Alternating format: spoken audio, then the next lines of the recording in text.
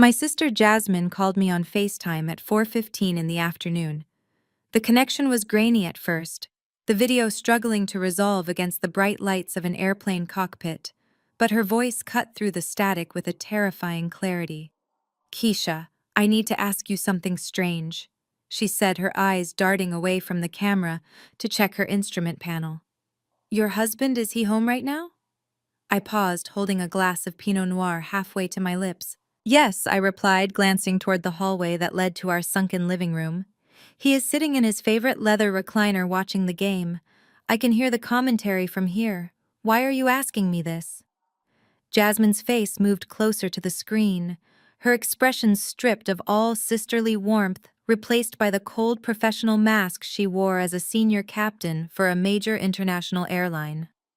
"That cannot be true, Keisha, because I'm looking at him right now. He just boarded my flight to Paris. He is in seat 1A in first class, and he is not alone. He is kissing another woman, and they are drinking champagne. My name is Keisha, and at 34 years old, I am one of the top forensic accountants in Atlanta. My entire career is built on spotting lies in financial statements, tracing hidden assets for Fortune 500 companies, and finding the single dollar that does not add up in a billion-dollar ledger. Yet as I stood in my immaculate kitchen with its marble countertops and custom cabinetry, I realized I had missed the biggest fraud of my life. "Jasmine, stop joking," I said, my voice trembling slightly. "I am looking at the back of his head right now. He has been complaining about a migraine all day. He took some medicine and said he just wanted to rest in the dark." "Turn the camera around," Jasmine commanded. "I need to see him." I walked slowly toward the living room. The house was dim, the heavy velvet curtains drawn against the afternoon sun. The television was on, muttering low tones of a football broadcast. There he was, the familiar silhouette of Dante, my husband of 6 years. He was slumped in the high-back chair, wearing his favorite gray cashmere hoodie, the hood pulled up over his head, as he often did when he had a headache. A rhythmic snoring sound emanated from the chair. "See?" I whispered, pointing my phone at him. "He is right there. He is asleep.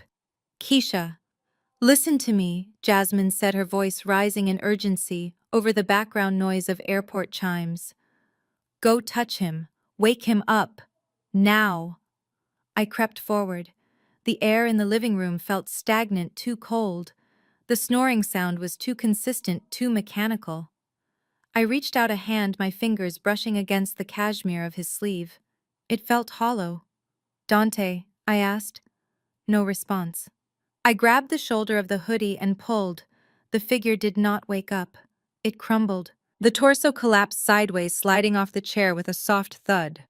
It was not a body. It was a collection of pillows stuffed inside his clothes. The head was a styrofoam wig stand from my closet covered by the hood.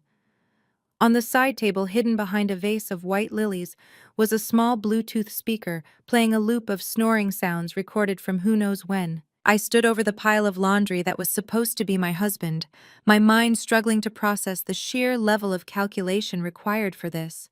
This was not just a lie, this was a stage play. "He is not here," I whispered to the phone, feeling the blood drain from my face. "Jasmine, he is not here." "I told you," Jasmine said, and I could hear the engines of her Boeing 777 beginning to whine as they prepped for pushback. "He is here. He is on my plane.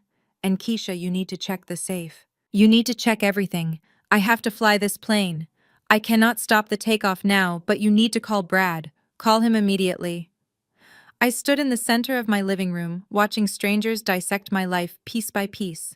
The FBI agents moved with efficient brutality, pulling books from shelves and dumping the contents of drawers onto the floor. The sound of shattering porcelain echoed from the dining room, probably one of the antique vases my mother had given us as a wedding gift, but I could not bring myself to care.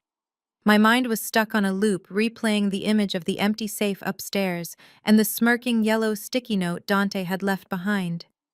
"Mrs. Henderson, take a seat." The lead agent, whose badge identified him as Special Agent Miller, pointed to a kitchen stool. It was not a request. He slapped a thick file folder onto the marble island. The sound was loud, sharp, like a gunshot in the tense air. "Do you recognize these companies?" I looked down at the documents spread out before me. "Henderson Global, KH Ventures, the Keisha Foundation. My name or variations of it was stamped across every header. I scanned the incorporation papers. There at the bottom of every page was my signature. It was a good forgery, I had to give him that. He had practiced. He had captured the sharp loop of the K and the specific slant of the H that I had developed over a decade of signing audit reports. But I saw the tremor in the ink, the slight hesitation at the end of the stroke. It was a forgery, but to a jury it would look like a confession. I did not sign these, I said, my voice sounding hollow to my own ears. I have never heard of these companies. That is convenient, Miller sneered, leaning into my personal space. Because these companies have moved $20 million of stolen investor funds through offshore accounts in the last 6 months. You are a forensic accountant, Mrs. Henderson. Are you telling me you did not notice $20 million moving through accounts with your name on them? He hid it. I said, the realization crashing over me like a wave of ice water. I felt nausea rise in my throat. He did not just steal from me. He framed me. He set me up to take the fall. I closed my eyes and suddenly the past 2 years made sickening sense. Dante telling me I worked too hard. Dante telling me I needed to relax to let him handle the household finances so I could focus on my career. You are too controlling, Keisha, he would say, his voice dripping with false concern. It makes you look masculine. You need to soften up. Let your man be a man. Let me take care of you. I had let him. I had handed over the passwords. I had signed the power of attorney forms he said were for emergency medical situations. I had let him emasculate my instincts because I was afraid of losing him. I was afraid of being the angry, lonely black woman everyone said I would end up being if I didn't learn to submit. And while I was busy softening, he was busy sharpening his knife.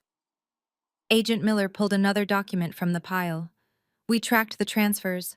The money is gone, Mrs. Henderson, all of it. But it is not just the investors' money. We looked at your personal accounts, too. I grabbed my phone, my fingers flying across the screen as I logged into the separate accounts I thought were safe. The joint account was zero, I knew that. But I had others. I checked the account for my mother's long-term care facility. It was a trust I had been building for 5 years to ensure she would never have to suffer in a state-run home. Balance zero. I felt the air leave my lungs. He took my mother's care money. I frantically switched apps to the education trust. My sister Jasmine and her husband Brad were wealthy. They didn't need my money, but I had insisted on starting a college fund for their daughter, my niece. It was my way of contributing, of being the good aunt. I had deposited $5,000 into it every month for the last 3 years. Balance zero. The screen blurred. I blinked back tears of rage. He had stolen from a child. He had stolen from an old woman. There was no floor to his depravity. He hadn't just robbed me. He had hollowed me out. He had taken my past, my present, and the future I had promised to the people I loved. And he had done it with Nia. The thought of her name made me want to scream. I looked at Agent Miller. You need to find them. He is with a woman named Nia. Nia Cross, Miller asked, checking his notes. We know. She is listed as the secretary for 3 of these shell companies. She is not just a passenger, Mrs. Henderson. She is a co-conspirator. I laughed, a harsh, jagged sound that made the agent step back. Of course she is. I created a monster. I remembered the day I met Nia. She was 19, working the front desk at my building, crying in the stairwell because she didn't have money for lunch. She was from the same neighborhood I grew up in, the same rough blocks that I had fought tooth and nail to escape. I saw myself in her. I saw the hunger and the fear. So I took her in. I gave her a job. I taught her how to dress, how to speak in boardrooms, how to demand respect. I thought I was mentoring her. I thought I was lifting her up. But Dante had been watching. He saw a girl who was hungry for more than just lunch. He saw a girl who looked at my life, my house, my clothes, my husband, and wanted it for herself. He didn't like me because I was his equal. He hated that I was the breadwinner. He hated that the house was in my name. He wanted someone he could mold, someone who would look at him like he was a god, because he bought her a designer bag with my money. He groomed her right under my nose. He turned my charity case into his getaway driver. I stood up. The shock was gone. The sadness was gone. I was just cold, cold and sharp. I need to leave, I said. You are not going anywhere, Miller said, putting a hand on his holster. You are a suspect in a federal investigation. You are looking at 20 years in prison, Keisha. The front door, or what was left of it, swung open. Get your hand off your weapon and step away from my client. The voice was a low growl carrying the unmistakable weight of authority and old money. Brad strode into the living room like he owned the entire block. He was wearing a bespoke navy suit that cost more than the agent's car, his silver hair perfectly coiffed, his blue eyes blazing with a cold, hard fury. Brad was my brother-in-law, but in that moment he looked like a savior sent from the gods of corporate warfare. He didn't look at me. He looked straight at Agent Miller. "Who are you?" Miller demanded, though his posture faltered. "I am Bradley Whitmore, senior partner at Whitmore and Davis, and unless you have an indictment with a judge's wet signature on it, you are currently harassing a private citizen in her home without cause." Miller bristled. "We have probable cause. Her name is on the documents, and I have a handwriting expert standing outside who can prove in 5 minutes that those signatures are forged," Brad countered, slapping a file onto the island on top of the FBI's papers.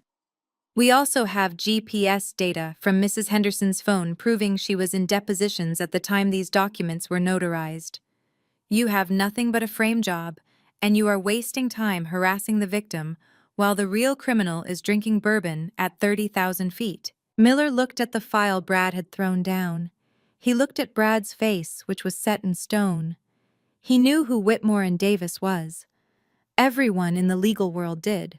They were the firm you called when you wanted to destroy someone, not just win a case. "We still need her statement," Miller grumbled, backing down. "She will provide a written statement through my office tomorrow," Brad said. "Now get your team and get out of her house." Miller glared at me one last time, then signaled his team. "Pack it up, but do not leave town, Mrs. Henderson. We are watching you." As soon as the agents cleared the room, the mask fell off Brad's face. He rushed over and grabbed me by the shoulders. "Keisha, are you okay? Did they hurt you?" "I am broke, Brad," I whispered, the adrenaline finally crashing. "He took everything. The safe is empty. The accounts are gone. Even little Maya's college fund." Brad's jaw tightened. "I will replace Maya's fund. Do not worry about money right now. We have a bigger problem." He pulled out a tablet and placed it on the counter. He tapped the screen, bringing up a flight tracking map. A small plane icon was moving slowly over the Atlantic Ocean. "Jasmine is flying the plane," Brad said. "She locked the cockpit door. She has cut off the Wi-Fi to the first-class cabin so Dante cannot see the news or check his accounts. He thinks he is safe. He thinks he is landing in Paris to start a new life." I looked at the map. He is going to run Brad. Once he lands in Paris, he will disappear. "He is not staying in Paris," Brad said grimly. "Look at this." He swiped the screen. It was a hacked itinerary dug up by one of Brad's private investigators. Dante Williams. Flight 294 to Paris Charles de Gaulle. Connecting Flight 882 to Minsk, Belarus. "Belarus?" I asked. "No extradition treaty with the US," Brad said. "And from there he has a train ticket booked to Moscow. If he gets on that connecting flight to Minsk, Keisha, he is gone. We will never see him or that money again. The Russian banks will wash it clean in 24 hours. I stared at the map. "How long do we have?" Brad checked his watch. "The flight lands in Paris in 7 hours. His connection to Minsk leaves 5 hours after that. We have a 12-hour window in Paris. That is it. If we miss him at Charles de Gaulle, or if he makes it to the connection, it is over." I looked down at my hands. They were trembling not from fear, but from the sheer force of the rage boiling in my veins. I thought about Nia wearing my grandmother's necklace. I thought about Dante laughing at me, thinking I was just a stupid woman who was good at math but bad at life. "Get the jet," I said. "It is already fueled and waiting at DeKalb Peachtree Airport," Brad said. "I filed a flight plan for London to throw off the feds, but we are diverting to Le Bourget in Paris. We can be in the air in 30 minutes. I looked around my destroyed living room. My life was here, my reputation, my career. If I left now, the FBI would issue a warrant for my flight. I would be a fugitive until I could prove my innocence. I do not care, I said aloud. Brad looked at me. He saw the resolve in my eyes. He reached into his jacket pocket and pulled out a thick envelope. Here is 10,000 euros in cash, he said. And a burner phone. Leave your phone here. The feds are tracking it. I took the envelope. I took the burner phone. One more thing, Brad said.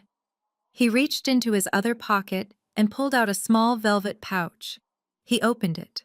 Inside was a diamond ring that must have been 10 carats. What is this? I asked.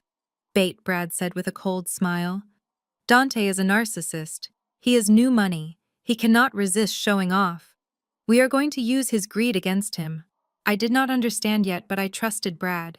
He played the game better than anyone. Let's go, I said. We walked out of the broken front door of my house without looking back. The Atlanta humidity hit me thick and heavy, but all I could feel was the cold steel of the trap I was about to set. Dante Williams wanted to play big. He wanted to be a high roller fine. I was going to cash him out. 30,000 feet above the Atlantic Ocean, the air in the cockpit of Flight 294 was cool, pressurized, and silent, save for the low hum of the avionics and the rhythmic crackle of air traffic control. I sat in the left seat, my hands resting lightly on the yoke, staring out at the endless expanse of clouds illuminated by the moonlight. My name is Jasmine, and I am the captain of this Boeing 777. I have flown through typhoons in the Pacific and landed in crosswinds that would ground lesser pilots. But tonight, the most dangerous turbulence on this aircraft was being generated by me. I keyed the intercom, my voice smooth and professional, the voice that calms 300 passengers when the air gets rough. Flight attendants prepare for service, but first a heads up. We have a minor electrical fault in the first-class cabin. The heating elements for seats 1A and 1B are non-functional. It is going to get a little chilly up here. I released the button and looked over at my first officer, Dave. He was a good man, discreet. He knew something was wrong the moment I locked the cockpit door and told him that the man in 1A was the reason my sister was currently watching her life burn to the ground. Dave did not ask questions. He just nodded and adjusted the environmental controls isolating the temperature regulation for the front left section of the cabin. I checked the cabin monitor. The grainy black and white feed showed the first-class cabin. There he was, Dante. Even in the low light, his arrogance was visible. He was reclining, or trying to, his arm draped over the back of the seat like he owned the airline. Next to him was Nia. She was wearing my sister's scarf and my grandmother's necklace, examining a menu with the disdain of someone who had never eaten anything better than fast food until she stole my sister's credit card. I picked up the interphone to the lead flight attendant, Marcus. Marcus and I had been flying together for 10 years. He was family. Marcus, I said quietly. The couple in row 1. No alcohol. Copy that. Captain Marcus replied, his tone clipping with understanding. We are out of the good stuff. I watched on the monitor. I saw Nia snap her fingers. Not a wave, a snap. She pointed at her empty glass. Marcus walked over, his posture rigid. I could not hear the words, but I saw the body language. He leaned down, whispered something, and walked away. Nia's face twisted in shock. She turned to Dante, pouting, gesturing at the empty flute. Dante waved a hand dismissively, too busy talking to the man across the aisle to care about her thirst. I knew exactly what Dante was doing. He was networking, or what he called networking, which was actually just lying to strangers to feed his own ego. I switched the audio feed on. I needed to hear it. I needed the fuel. I am in crypto, Dante was saying, his voice booming in the quiet cabin. Just closed a Series B round for my fintech startup. We are disrupting the legacy banking systems. You know how it is. The old money does not like us, but they cannot stop the blockchain. The man across the aisle, a weary-looking executive in a wrinkled suit who just wanted to sleep, nodded politely. I am actually heading to Paris to look at some real estate, Dante continued, not taking the hint. The market in Atlanta is too small for me now. I need a global footprint. My wife, well, my ex, she just did not have the vision. She was a bean counter, no imagination. I gripped the yoke until my knuckles turned white. A bean counter. That bean counter had paid off his student loans. That bean counter had bought him that suit. That bean counter was the only reason he wasn't in jail years ago for tax evasion. And Nia. She chimed in, her voice high and affected, trying to sound sophisticated. We are looking for a penthouse in the 16th arrondissement, something with a view of the tower. We deserve a little luxury after all the stress of the exit. The exit. They called stealing $20 million and fleeing the country an exit. I looked at the weather radar. There was a patch of clear air ahead, smooth sailing all the way to France. But 5 miles south there was a pocket of instability. Nothing dangerous, just a little convective activity. Choppy. Unpleasant. I disengaged the autopilot. Dave looked at me. I am just going to give them a better view of the stars, I said. I banked the plane 5 degrees south. In the cabin, the temperature was dropping. I saw Nia pull the thin airline blanket tighter around her shoulders. She was shivering. She pressed the call button repeatedly. Marcus ignored it. She hit the button to recline her seat into a bed. It didn't move. I had pulled the circuit breaker for the seat actuators in 1A and 1B 10 minutes ago. Dante was getting annoyed now. He was tapping his screen, probably trying to check his stolen millions, but the Wi-Fi was dead to his device ID. He slammed the remote down. Then we hit the air. It started as a shudder. The coffee in Dante's cup rippled. Then the plane dropped 50 feet. It wasn't a safety risk. The 777 was built like a tank, but to a passenger it felt like the floor had vanished. I leveled out, then hit the next pocket. A sharp lateral jerk. On the monitor I saw Nia gasp. She grabbed Dante's arm. He shoved her off, annoyed that she had spilled his water on his sleeve. "Babe, stop." Dante snapped, his voice audible over the feed. "It is just a little bump. You are embarrassing me. I am going to be sick," Nia moaned. She looked pale. The combination of the stuffy, uncirculated air I had restricted to their row, the sudden drop in temperature, and the rhythmic, sickening lurch of the aircraft was doing its work. I keyed the mic for the cabin. "Ladies and gentlemen, we are encountering some unexpected chop. Please fasten your seatbelts. Flight attendants, please take your seats." This meant no one could help her. No ginger ale, no cold towel. I banked left again, finding the edge of the wake turbulence from a cargo plane ahead of us. The plane wiggled like a fish on a line. Nia clamped a hand over her mouth. She reached for the sickness bag in the seat pocket. It wasn't there. Marcus had removed them during his safety check. She lunged across Dante, trying to get to the aisle. "Sit down," Dante yelled, pushing her back. "You are going to get us in trouble." He cared more about the flight attendant scolding him than the woman he had destroyed a marriage for. The plane took another dip, a hard one. Nia lost the battle. It was not graceful. It was a violent projectile expulsion of cheap airport sushi and fear. And because Dante had pushed her back, she didn't hit the floor. She hit him. The vomit splashed across the front of his bespoke Italian suit. It soaked into the lapel. It splattered onto the leather armrest and pooled on the console between them. Dante screamed. It was a high, undignified sound. He jumped up, unbuckling his belt, frantically wiping at his chest. "You stupid cow!" he shouted, forgetting the billionaire persona, forgetting the French real estate. "Look what you did! This is Armani!" Nia was sobbing, heaving dryly, humiliated. The smell must have been horrific in that confined, unventilated space. The executive across the aisle pulled his noise-canceling headphones tight and turned away in disgust. I watched on the monitor. Dante was not helping her. He was not asking if she was okay. He was trying to get away from her. He was standing in the aisle demanding napkins from a flight attendant who was strapped into his jump seat, shaking his head. "Sit down, sir," Marcus yelled from the back. "The seatbelt sign is on." Dante looked at the mess in his seat. He looked at Nia, who was curled in a ball, crying, wearing my grandmother's diamonds covered in bile. He looked at the cold, dark reality of his new life. I banked the plane back on course. The air smoothed out. "Enjoy the flight," I whispered to the empty cockpit. "It is going to be a long 6 hours smelling your own choices." 5,000 feet below and 200 miles behind, a Gulfstream G650 sliced through the night sky like a silver bullet. The cabin was silent, smelling of rich leather and espresso. This was real wealth, not the fraud Dante was pretending to be. I sat at a mahogany table, my laptop open, the blue light illuminating my face. I was done crying. The tears had dried up somewhere between the FBI raid and the moment Brad handed me the burner phone. Brad sat opposite me, reviewing a dossier on Belarusian banking laws.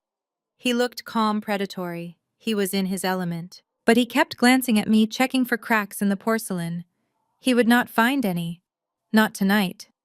I typed a command into the terminal window on my screen. "How are we doing?" Brad asked. "I am in," I said, my voice flat. He used the same password for his cloud storage that he used for our Netflix account. Narcissists never think they need security because they think they are untouchable. I scrolled through the file directory. Dante was sloppy. He had digital copies of everything. The fake incorporation papers, the wire transfer receipts, and there in a folder named Paris was the master ledger. He moved the money through a mixer, I said, tracing the digital path. He split the 20 million into 4 tranches. 5 million to a crypto wallet, 5 million to a shell company in the Caymans, 5 million to purchase citizenship in Montenegro. And 5 million, I paused, squinting at the screen. And 5 million in cash, Brad asked. No, I said. 5 million is sitting in a holding account in a private bank in Paris. It is waiting for a signature. That is his walking around money, Brad said. He needs that to pay the bribes and buy the villa. I opened a new window. I launched the forensic software I used to audit cartels and corrupt senators. It was a tool that could pierce through 3 layers of shell companies in minutes. I can see the account, I said. It is at Banca Privée. He has a meeting scheduled for 9 a.m. tomorrow to release the funds. We land at 7 a.m., Brad said. We can beat him there. I am not just going to beat him there, Brad, I said, my fingers flying across the keyboard. I am going to replace him. What do you mean? He forged my signature to steal the money, I said, pulling up the signature file he had used. He digitized my handwriting. He thought that was clever, but he forgot one thing. What I own, the digital identity he is using to validate the transaction. He set up the 2-factor authentication to go to an email address he thought I didn't know about. It was the email we made for our future children, the one we were going to give them when they turned 18. I logged into the email account. Baby Henderson. The inbox was full of authentication codes for illegal transfers. He used our dead dream to rob me, I whispered. I reset the password. I locked him out. Then I opened the banking portal for the Paris account. I am not going to wait for the police, I said to Brad. The FBI moves too slow. The French authorities will take weeks to process a warrant. By then, he will be in Minsk. I hit enter. A progress bar appeared on the screen. Rerouting verification. I am going to drain him, I said.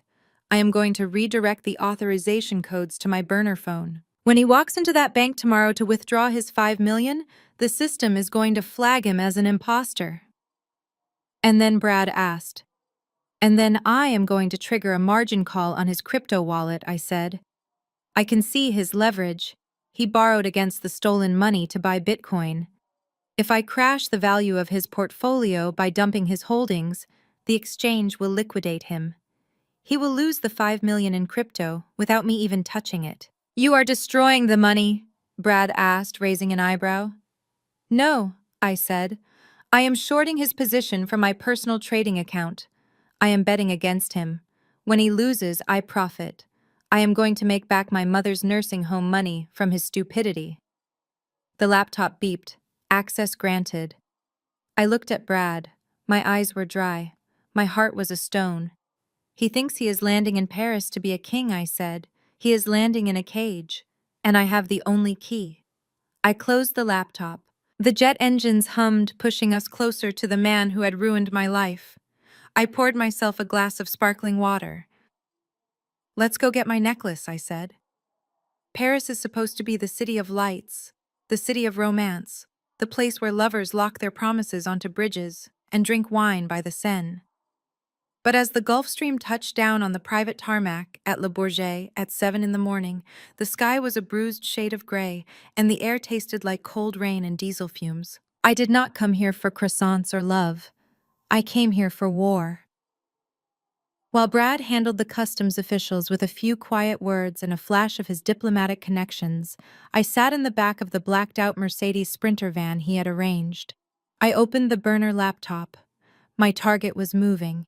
Dante and Naya had cleared customs at Charles de Gaulle an hour ago. I tracked Dante's phone through the Find My Device feature he had forgotten to disable on his iPad, which was currently sitting in my evidence bag. The blue dot moved sluggishly through the morning traffic, bypassing the modest hotels and heading straight for the Place Vendôme. "He is going to the Ritz," I said to Brad as he climbed into the van. "Of course he is. Because nothing says I am a fugitive with stolen money like checking into a €5,000 a night suite." Brad checked his watch. "He is predictable. That is good for us. New money always screams. Old money whispers. We are going to whisper him into a corner." We parked 2 streets away from the Ritz. I did not want to risk being seen yet. I needed to know his mindset. I needed to know his next move before he made it. I opened Instagram on the burner phone.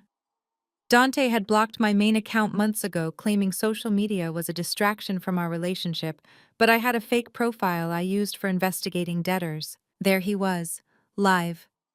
The video feed was shaky at first, panning around a suite that was dripping in gold leaf and velvet. A bottle of Cristal sat on the table already open. Nia was in the background, jumping on the bed in a bathrobe, holding my grandmother necklace up to the light.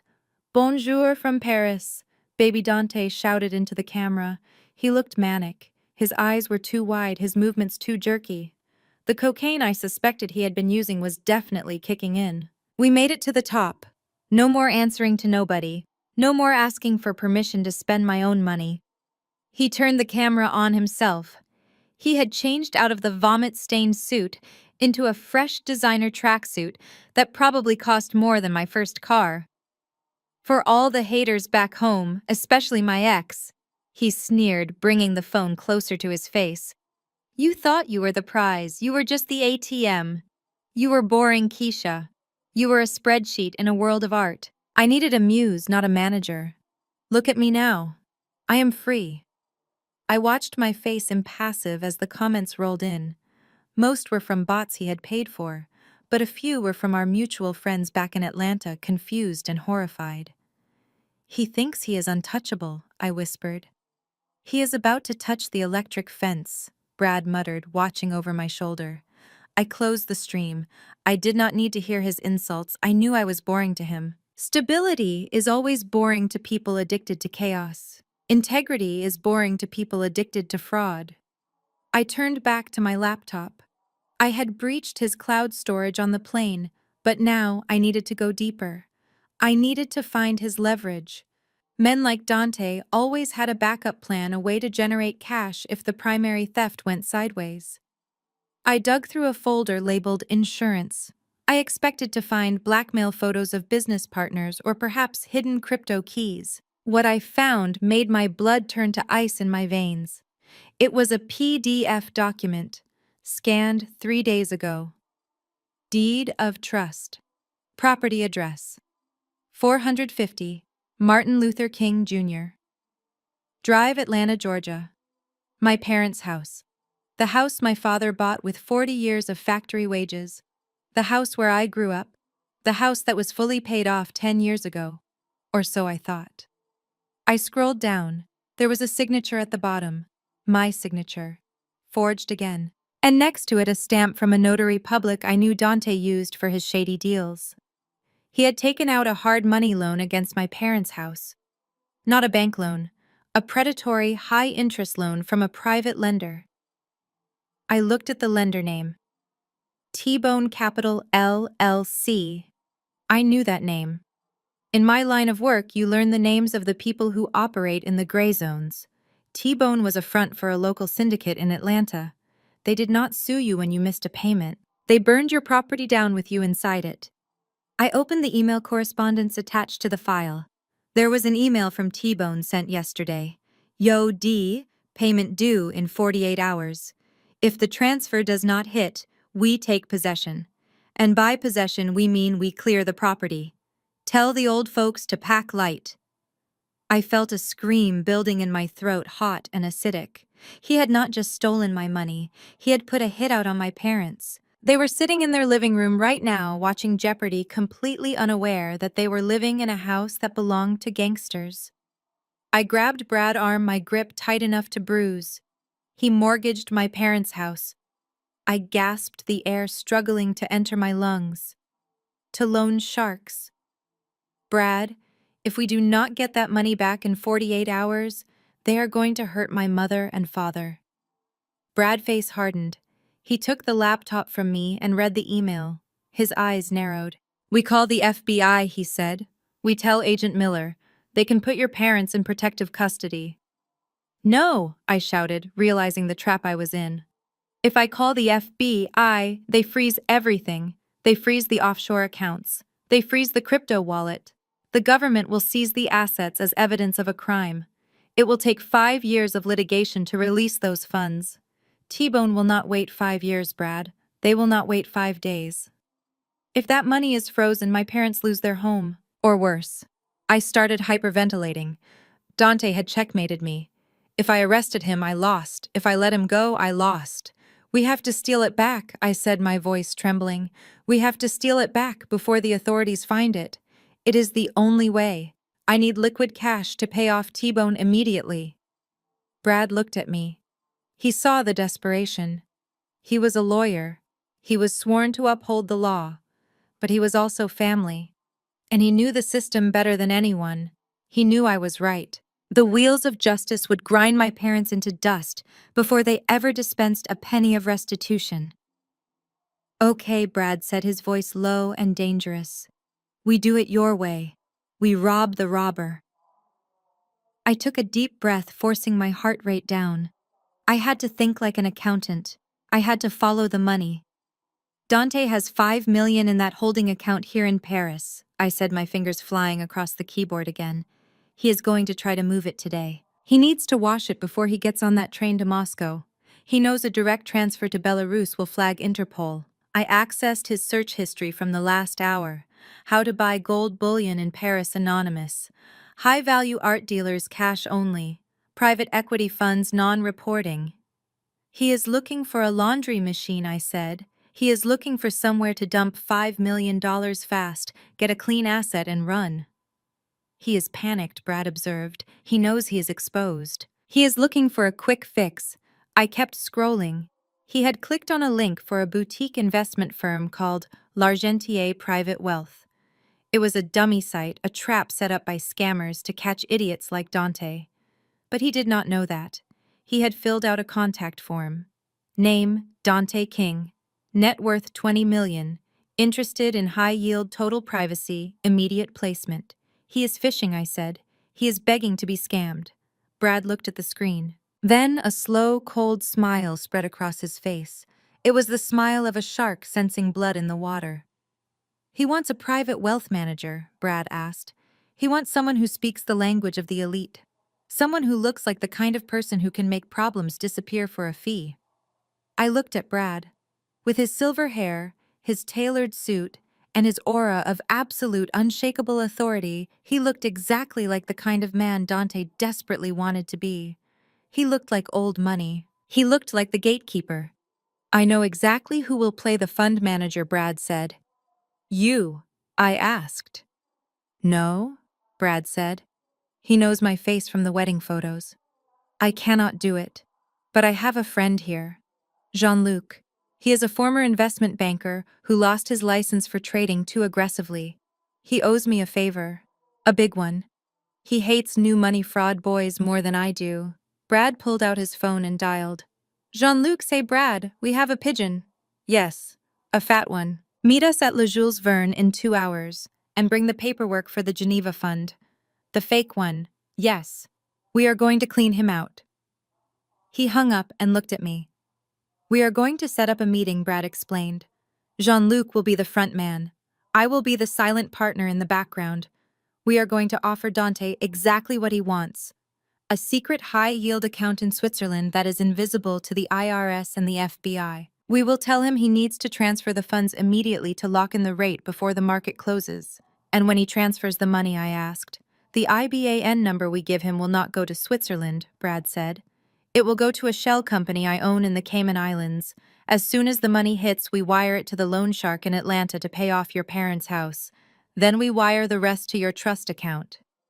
It is wire fraud, I whispered. It is asset recovery, Brad corrected. And he cannot report us without reporting himself. I looked at the screen where Dante's digital footprint was glowing. He was so arrogant, so stupid.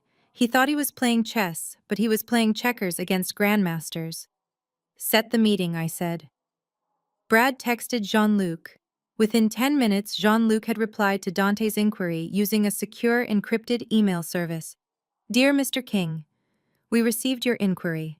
We handle clients of your stature with the utmost discretion. We have an opening in our Alpha Fund, but it closes at 5 p.m. today. If you can prove liquidity, we can meet you for lunch. Le Jules Verne, Eiffel Tower. Come alone, or with your associate. I watched Dante's email inbox. The reply came in 30 seconds. I will be there. Cash is ready. He took the bait, I said. Brad stood up and buttoned his jacket. Get changed, Keisha. You are coming too. I cannot, I said. He will see me. No, he won't, Brad said. Le Jules Verne has private alcoves. You are going to be sitting right behind him. You are going to record every word. We need his voice admitting the money is stolen. If the wire transfer fails, or if he tries to back out, we use the recording to force his hand. I looked down at my travel clothes. I looked exhausted. I looked like a victim. I opened my suitcase. I pulled out a black dress. Sharp. Professional. The kind of dress I wore when I was firing someone for embezzlement. I put on my lipstick. It was a deep blood red. I am ready, I said. Let's go to lunch, Brad said. We walked out into the Paris morning. The city was waking up. The cafes were opening. It was a beautiful day for a robbery. Dante wanted to live like a king in Paris. I was going to make sure his last meal as a free man was one he would never forget. He called me boring. He called me a grandmother. Well, Grandma was coming to collect, and she was bringing the bill. The private gaming club was located in a nondescript limestone building just off the Champs-Élysées. There was no signage, just a heavy black door and a camera that judged your net worth before the lock even clicked. I sat in the blacked-out surveillance van 2 streets away, my headphones pressed tight against my ears, watching the video feed from the button camera concealed on Brad lapel. It was showtime. Brad stepped out of the car and buttoned his jacket. He looked like a titan of industry, the kind of man who could crash a currency market with a phone call. His suit was charcoal gray, bespoke cut to make him look broad-shouldered and imposing. On his wrist sat a vintage Patek Philippe watch that cost more than the house Dante grew up in. He did not look like he was trying to be rich. He looked like he had been rich since the day he was born. Inside the club, Dante was sitting at a private baccarat table. He stuck out like a neon sign in a library. He was wearing a white tuxedo jacket with black lapels, the kind of outfit you rent for prom or wear when you are trying too hard to look like James Bond. A stack of chips sat in front of him, but his leg was bouncing nervously under the table. He was drinking cognac like it was water. Next to him sat Nia. She looked bored. She was scrolling through her phone, ignoring the game, ignoring Dante. She was wearing a red dress that was cut too low and tight for a place like this. She looked expensive, but in a way that screamed rental. Brad walked in. He did not look around. He did not look impressed. He walked straight to the bar and ordered a sparkling water with a twist of lemon. I whispered into the microphone. He is at the table to your left. Do not look at him yet. Make him come to you. Brad nodded almost imperceptibly. He took a sip of his water and pulled out his phone, checking a market ticker. Dante spotted him immediately. I saw his eyes widen on the camera feed. He saw the suit. He saw the watch. He saw the way the bartender had practically bowed when serving the water. Dante Williams, the boy from Atlanta, who spent his whole life trying to prove he was big time, Could not resist a man like Brad. Dante nudged Nia. Look, he whispered, though his voice was clear in my ear. That guy. That is the heavy hitter I saw at the airport, the one with the private jet. Nia looked up, her eyes locked onto Brad. Her expression shifted instantly from boredom to predatory interest. She fixed her hair and sat up straighter. Dante stood up. He picked up his drink and walked over to the bar. He had the swagger of a man with $20 million in stolen money, but the insecurity of a man who knew he did not belong. Excuse me, Dante said, leaning against the bar. I could not help but notice the watch. 1954 reference. Brad turned slowly. He looked Dante up and down, his expression mild, unimpressed. 52, Brad corrected. Good eye. I am Dante.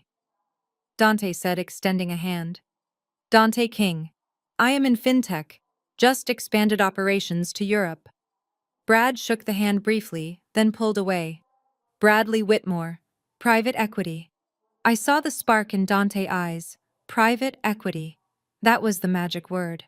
That was the club he desperately wanted to be in. We are looking for placement for some capital, Dante said, dropping the bait immediately. He had no poker face. He was desperate to be validated.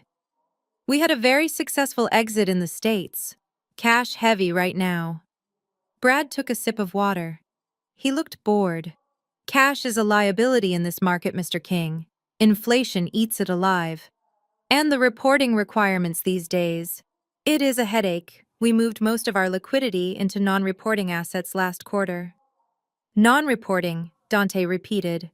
The greed was practically dripping off him. That is exactly what we are looking for. Privacy is key for us. Brad turned back to his phone as if the conversation was over. Well, good luck with that.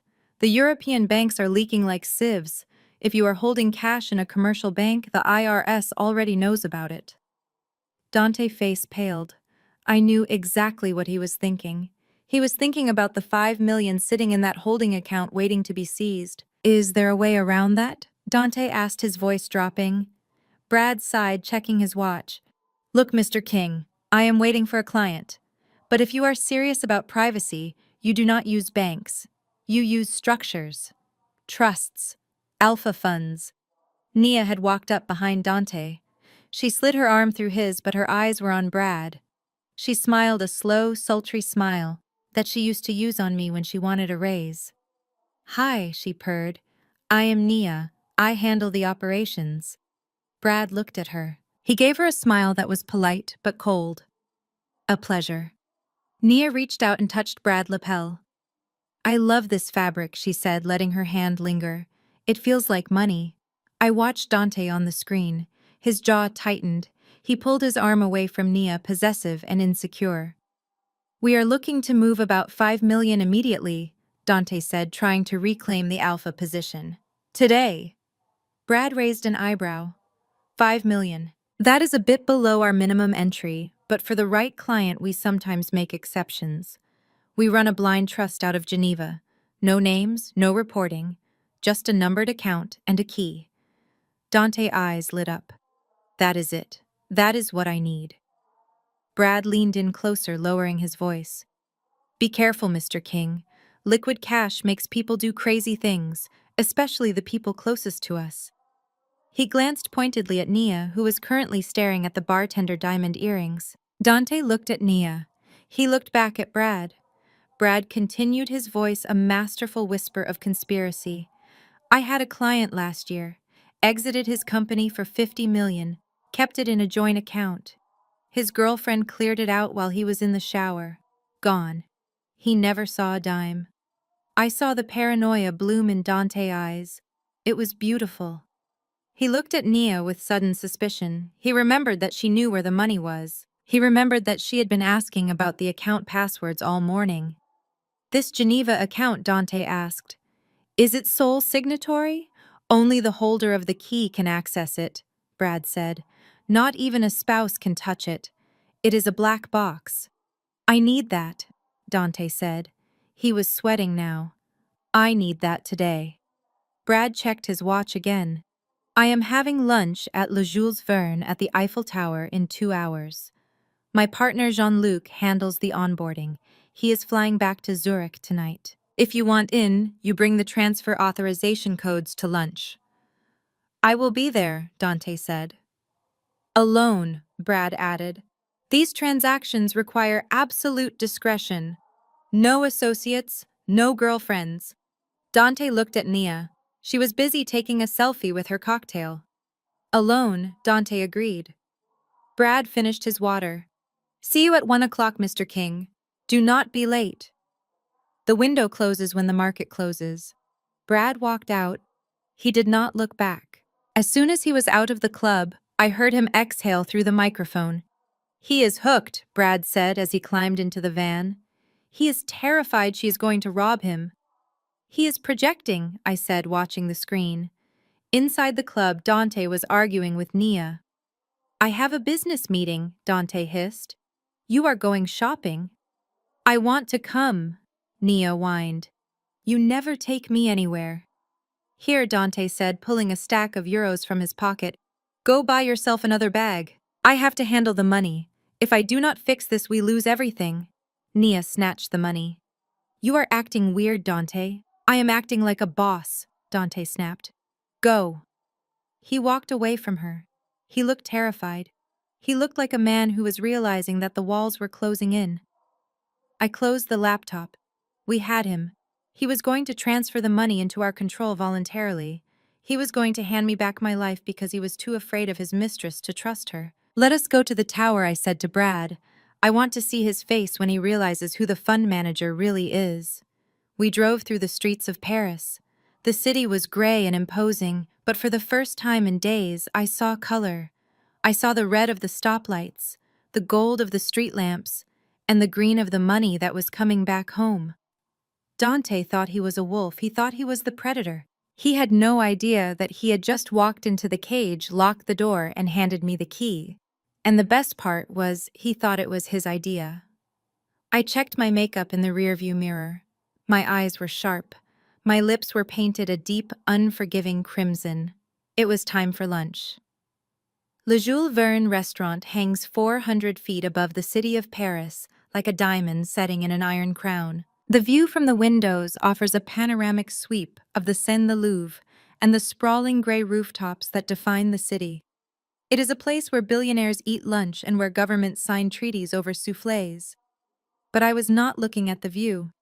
I was staring at the back of a white tuxedo jacket that was currently occupying table 12. I sat at table 14, tucked deep into a semi-private alcove, obscured by a massive architectural arrangement of white orchids and steel beams. I was wearing the black dress, dark sunglasses that I had not removed despite the dim lighting, and a wide-brimmed hat that cast a shadow over my face. I looked like a grieving widow or a celebrity trying to avoid the paparazzi. In a way, I was both. I was grieving the death of the man I thought I married, and I was avoiding the gaze of the criminal who had killed him. In my ear, a small flesh-colored receiver hummed with static before clarifying into the crisp audio feed from the microphone hidden on Brad's lapel. I opened the voice recorder app on my phone. The waveform danced as the ambient noise of clinking silverware and hushed French conversations filled the recording. Brad sat across from Dante. Jean-Luc, Brad's friend and our acting frontman, sat to the side looking every inch the bored, high-level European banker. You brought the girl, Brad said. His voice was ice. We discussed this, Mr. King. Discretion is the currency of this transaction. I watched through the gap in the orchids. Dante shifted in his seat. He looked nervous, sweaty. The cocaine confidence from the live stream was fading, replaced by the twitchy paranoia of a man carrying the keys to a stolen kingdom. She is my associate, Dante stammered, gesturing to Nia. She handles my logistics. Nia beamed at Brad, completely oblivious to the tension. She was eating the breadbasket like she hadn't seen food in days, crumbs falling onto the red dress she had worn to the casino. Brad did not look at her. He looked at Dante. If she handles your logistics, then she is liable, Brad said. If this account is flagged, she goes to prison with you. Is that what you want? Dante flinched. He looked at Nia with a sudden flash of resentment. I could see the wheels turning in his head. He did not want to share the money. He did not want to share the risk. Babe, why don't you go check out the view from the observation deck, Dante said, pulling a credit card from his pocket. Go buy a souvenir. Nia pouted, dropping a piece of bread. But we just got here. I want to eat. This place is fancy. Go, Dante snapped. His voice cracked like a whip. This is business. Nia glared at him, snatched the card, and flounced away toward the elevators. I watched her go. She was walking away from the table, but she wasn't leaving the game. I checked the tracking software on her phone. She wasn't going to the observation deck. She was going to the ladies' room to make a call. I made a mental note to intercept that call later. Now that the children have left the room, Brad said, leaning back in his chair. Let us discuss your liquidity. Dante exhaled, loosening his bow tie. He took a large gulp of wine. The waiter hadn't even poured it yet. Dante had served himself. I have the codes, Dante said. 5 million, ready to move. I just need to know it is safe. My ex-wife. She is relentless. She is a forensic accountant. If there is a paper trail, she will find it. I gripped the stem of my wineglass so hard I felt the crystal flex. She sounds formidable, Brad said, swirling his Bordeaux. She is a machine, Dante scoffed. He poured himself more wine, his hand shaking slightly. That is all she is. A calculator in a skirt. You know, when I met her, I thought she was a boss. I thought, here is a woman who can build an empire. But she has no soul. She is dry as a tile. I bit the inside of my cheek until I tasted copper. She never understood me. Dante continued, his voice growing louder as the alcohol hit his empty stomach. I am a visionary. I have ideas, big ideas. But every time I wanted to invest, every time I wanted to pivot, she wanted to see a spreadsheet. She wanted a risk assessment. She suffocated me. I remembered the big ideas Dante had. The NFT collection of pixelated hamsters, the energy drink company that turned out to be a pyramid scheme, the app that was supposed to replace Uber but didn't actually have any drivers. I had saved him from every single one of those disasters. I had audited the contracts and shown him the fraud. I had protected him from his own stupidity for 6 years. And he hated me for it. She never knew how to live, Dante said, looking at Brad with a conspiratorial grin. She made 6 figures, but she shopped with coupons. She worried about retirement accounts and college funds for kids we didn't even have. I tried to show her the world. I tried to teach her how to enjoy the moment. But she was dead weight. He leaned in closer to Brad. Naya. Now that is a woman who knows how to live. She appreciates the finer things. She looks at me like I am a king. Keisha looked at me like I was an employee she couldn't fire. The glass stem in my hand snapped. The sound was a sharp crack muffled by the white noise of the restaurant. A shard of crystal sliced into my palm. I didn't flinch. I watched the blood well up in the center of my hand, dark and thick.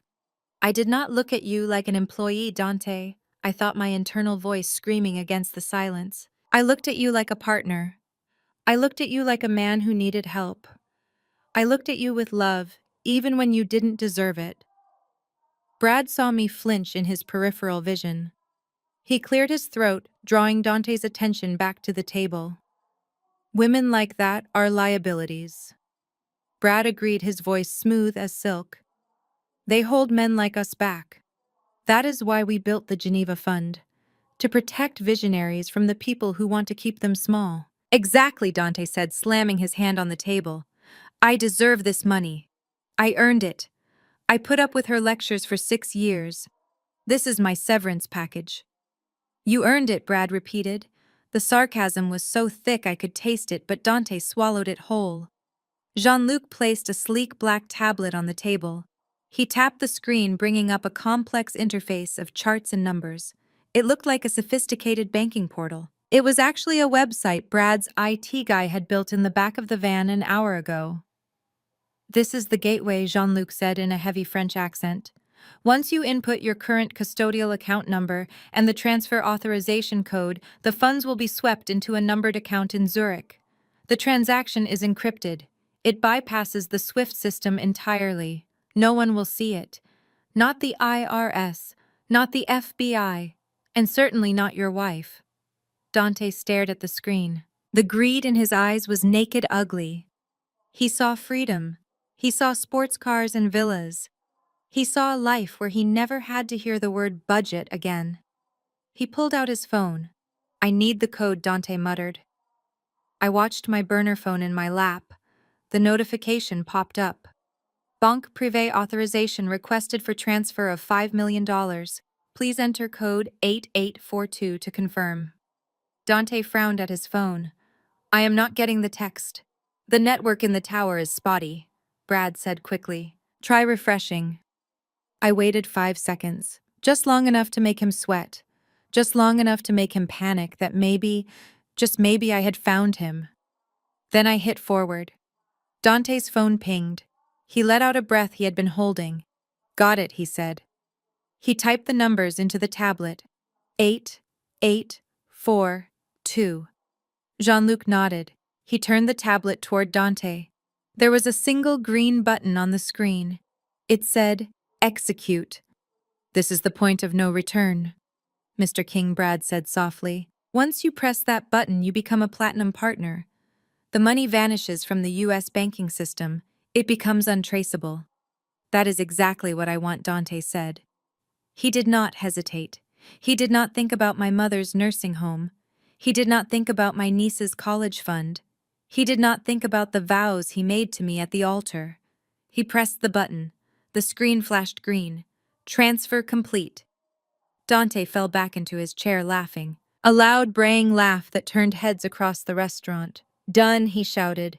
"It is done. I am a ghost." I looked at my laptop screen under the table. The banking alert flashed. "Incoming wire, $5 million received. Destination Whitmore and Davis escrow account." The money was gone from his control.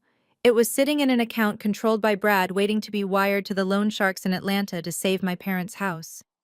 Dante poured himself another glass of wine. He raised it to Brad. "To freedom," he said. "To justice," Brad replied, raising his water glass. I wrapped a napkin around my bleeding hand. The pain was sharp grounding. I pressed stop on the recorder. I had everything: the confession, the insults, the admission of theft. And now I had the money. Dante thought he had just bought his freedom. He had just bought his own destruction. Nia came back to the table. She looked flushed, excited. She sat down and grabbed Dante's arm. "Did you do it?" she whispered. "It is handled," Dante said, puffing out his chest. "We are rich, baby, untouchable." Brad stood up. He buttoned his jacket. "Welcome to the club," Mr. King Brad said. "You will receive your account keys via courier at your hotel tonight. Do not lose them. Without those keys, the money does not exist." "I will guard them with my life," Dante promised. "We have to go," Brad said. "We have a plane to catch." Brad and Jean-Luc walked away. Dante did not even watch them go. He was too busy staring at Nia, imagining the life they were going to lead. I waited until Brad was clear. Then I stood up. I adjusted my hat. I walked past table 12. I paused just for a second right behind Dante's chair. I could smell his cologne. It was the expensive musky scent I had bought him for our anniversary. I leaned in just slightly and whispered into the air behind his ear. "Enjoy the view, Dante. It is a long way down." He whipped his head around. He looked frantically around the restaurant. But I was already moving, blending into the crowd of tourists near the exit. "Did you hear that?" Dante asked Nia, his voice high with panic. "Hear what Nia asked, checking her makeup in her phone camera." I thought I heard Keisha." Nia laughed. "You are paranoid, baby. She is in Atlanta crying into her pillow. She is probably talking to the police right now with nothing to show them. Forget her. She is the past." Dante relaxed. He laughed again, but it sounded forced. "Yeah, you are right. She is the past." I walked into the elevator. The doors closed, shutting out the sound of his laughter. I checked my phone. The wire transfer to T-Bone Capital had just cleared. My parents were safe. The house was safe. Now it was time for the rest of the money. I looked at the tracking app for Nia's phone. She had made a call from the bathroom. I played the recording I had intercepted. "Hey, baby. Yeah, he did it. The idiot transferred the money. No, he thinks it is in a Swiss account. But I saw the passcode he wrote down. As soon as he gets those keys, I am taking them. I will meet you in Miami on Tuesday. Yeah, we are going to be rich. I smiled. It was a cold, terrifying expression that frightened me when I caught my reflection in the elevator's brass doors. Dante thought he was the player. He didn't realize he was the mark, and he didn't realize that the woman sitting next to him was holding a knife behind her back. I stepped out into the cool Paris air. The game wasn't over. It was just entering the final round, and I was about to ring the bell. The vibration of the phone on the table was the only sound in the world that mattered. Dante picked it up, his hands trembling not with fear anymore, but with the adrenaline of a gambler who just pushed all his chips into the center of the table and saw the dealer bust. He stared at the screen, his eyes wide and manic, reflecting the blue light. Zero balance. He laughed. It was a guttural, ugly sound that made the couple at the next table look over in alarm. He turned the phone toward Nia, shoving the screen in her face. Look at it, baby. It is gone. The account is empty. The feds can freeze whatever they want back in Atlanta. They can put a lien on the house. They can seize the cars. But they cannot touch this. It is in the wind. We are ghosts. Nia looked at the screen. I watched her face through the gap in the orchids. She did not look relieved. She looked hungry. Her eyes darted from the zero balance on the banking app to the tablet Brad had left on the table, the one that supposedly held the keys to the Swiss kingdom. You have the codes, she asked, her voice tight. The access keys for the new account. Dante tapped his chest pocket. Right here. Memorized and written down. I am the only one who can access it. Sole signatory, just like the man said. He poured the last of the wine into his glass, not bothering to offer any to her. He was already mentally spending the money. I could see it in the way he adjusted his cufflinks, the way he leaned back in the chair. He was fantasizing about yachts and private islands, about a life where he was the king and everyone else was a subject. I need to use the ladies' room, Nia said, standing up abruptly. Her hand clutched her purse a little too tightly. Dante waved a hand at her, dismissive. Go ahead, fix your face. We have a limousine waiting downstairs. Brad arranged it. We are going to the hotel to pack, and then we are hitting the town. Tonight we celebrate. I watched Nia walk away. She did not head for the restrooms near the entrance. She headed for the private lounge area near the elevators, a secluded spot with floor-to-ceiling windows overlooking the Seine. It was the perfect place for a private conversation. I waited until she turned the corner, then I pulled out my burner phone. I had cloned her SIM card 4 hours ago while we were still in the air. It was a gray area legally, but I had crossed the line of legality the moment I decided to hunt them down myself. I opened the surveillance app. Her phone was active. She was dialing a US number.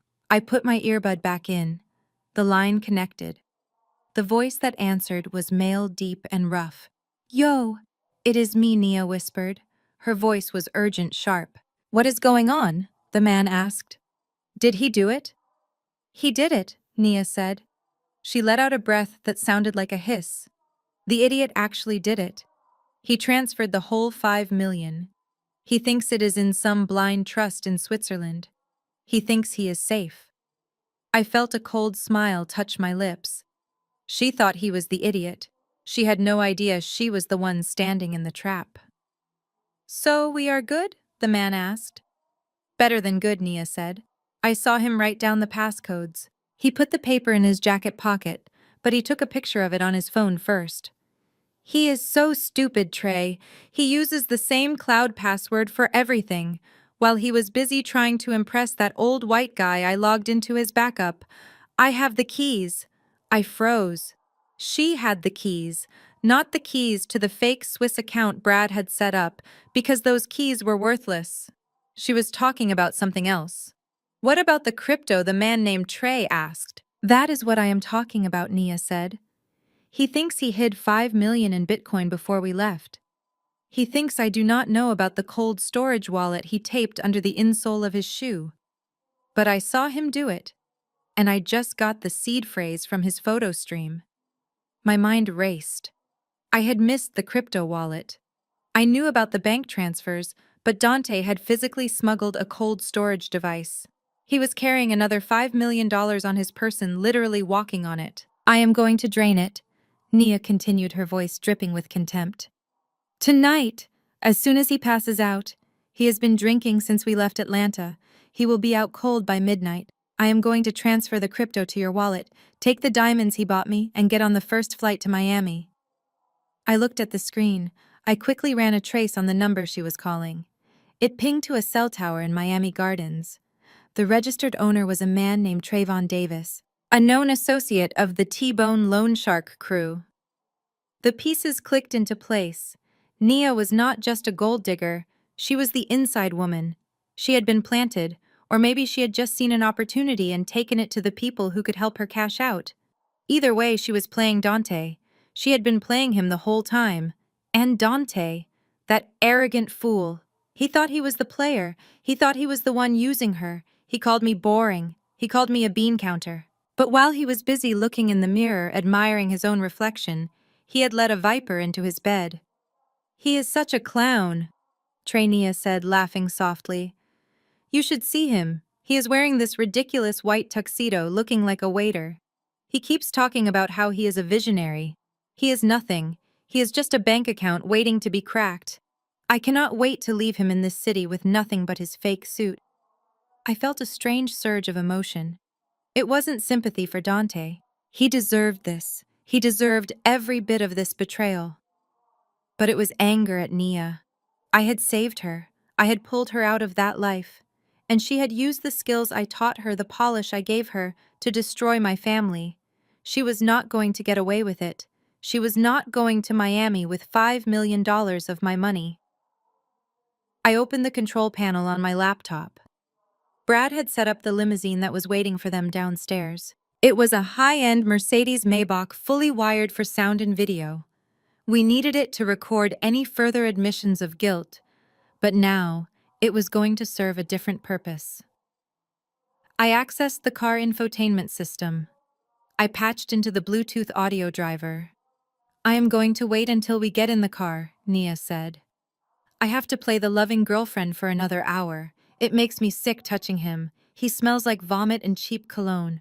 But do not worry, baby. By tomorrow morning we will be rich, and he will be crying in a French jail. I love you, baby, Trey said. Get that money. I love you too, Nia said. See you soon. She hung up. I sat there for a moment, my finger hovering over the keyboard. I could just record this. I could use it later. But I was done waiting. I was done playing the long game. I wanted to see the look on Dante's face when his world collapsed. I wanted to see them tear each other apart. I downloaded the audio file of the call. I scrubbed it, cleaning up the background noise, making Nia's voice crystal clear. I set it to autoplay on the limousine sound system the moment the rear doors closed. I looked up. Brad was standing at the entrance of the restaurant watching me. He gave a subtle nod. The car was ready. The trap was set. I stood up and walked out of the restaurant, taking the stairs instead of the elevator to avoid running into Nia. I needed to be on the street level. I needed to watch this happen. Down on the street, the Maybach was idling at the curb, gleaming black and ominous under the Parisian streetlights. The driver, a large man who worked for Brad's security team, stood by the rear door. Dante came out of the elevator first. He was practically floating. He had his arm around Nia, pulling her close, whispering something in her ear. He looked like a man who had just conquered the world. Nia was smiling, that fake practice smile she used on clients. She rested her head on his shoulder, playing the part perfectly. She was good. I had taught her well. They walked toward the car. Dante stopped to admire it, running his hand along the roofline. This is style, baby, he said, loud enough for me to hear from my vantage point in the alleyway.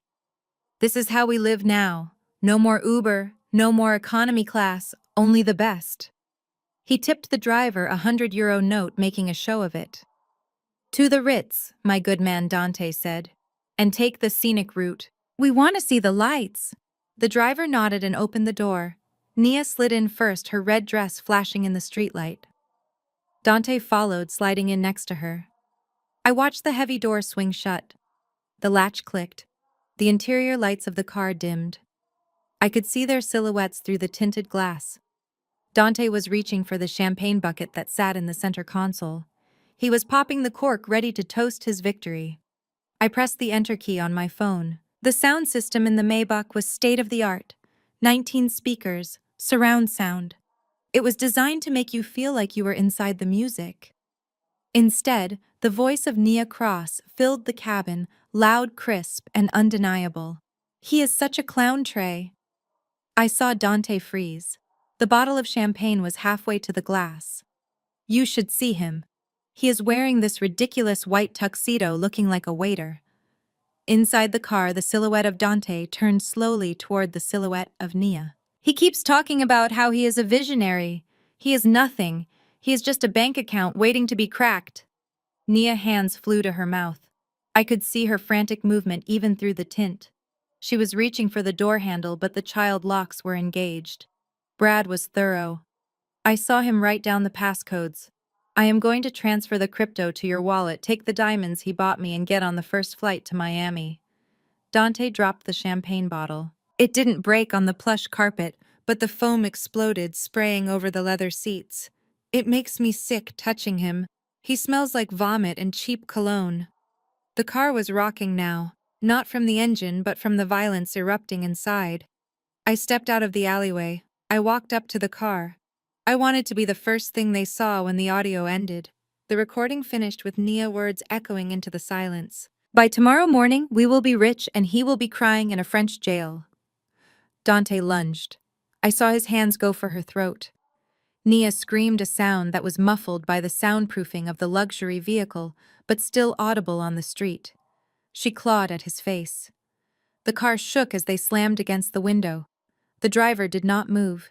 He stood by the hood, arms crossed, watching the show. I walked up to the rear window and tapped on the glass. Knock, knock. Dante froze. His hands were still around Nia's neck. He looked out the window. His eyes met mine.